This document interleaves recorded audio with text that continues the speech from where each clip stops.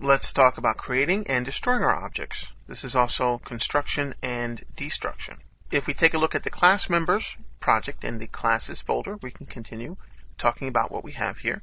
Now, constructor is how we specify how to create our objects. We'll talk a little bit more about that as well as we move forward, but we can specify multiple constructors. We'll talk about overloading constructors. That's specifying multiple constructors as well as overloading methods. But this is the entry point into our class. So how a method is described or a method is defined, and it tells us how we can access that particular method, and we have to access it the way we wrote it within our class, meaning that if we pass parameters, we have to also pass parameters.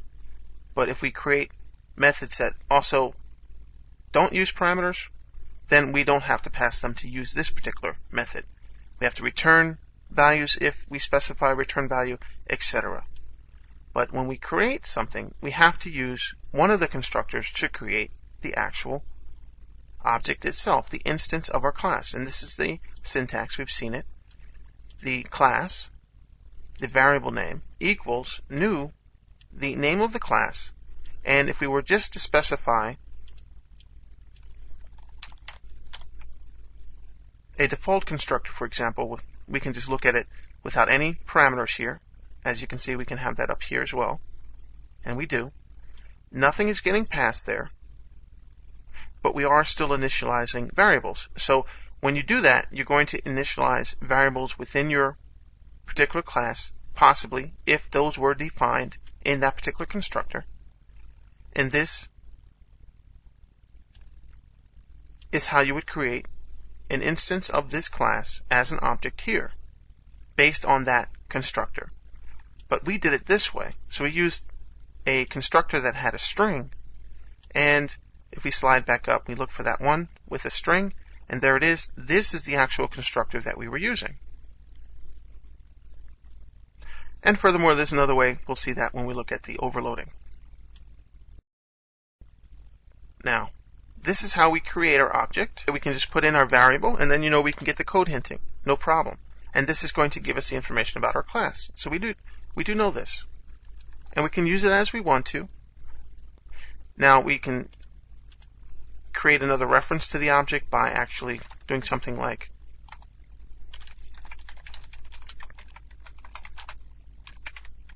for example, to create another reference to that object, and we'll see more of this later. But that's also using the object. We've created it, we're using it, manipulating it. Well, you know what? At the end of it, we're done with it. This program works fine. There's no problems here. And you're probably saying to yourself, well, we didn't destruct it. We didn't use a destructor. We didn't specify null. Well, you don't necessarily have to even specify null if you don't want to. The way to get rid of it, and there is a destructor here that we can find. There's our destructor. This is how we do that with the tilde, and this is going to signify the default destructor here. Now, this is only necessary if you need to perform operations here. If you need to do something specific, something, set variables, do something, then you would do it here within the destructor. This is going to create more overhead, though, because our objects are going to be managed by .NET. Garbage collection is going to be managing how these objects are actually going to be released from memory. So when we drop out of the scope of what we're doing with this particular class, or any class for that matter, we could do this and turn it to null. Give it a reference. As we know, reference types can reference null. They can become null. So this is not referencing anything anymore. So we could do it this way. This is going to also dispose of our object. Now, there's no guarantee that the memory for this object is going to get used right away. This is still going to go into the garbage collection routines, as we're going to see. This is specifically not going to free the resources right away. It has to go through the process, the .NET managed process. So when a destructor is called, now this can be when the object falls out of scope, it can be when you specify null, a destructor is going to occur. And this is also called finalization. It can be called finalization.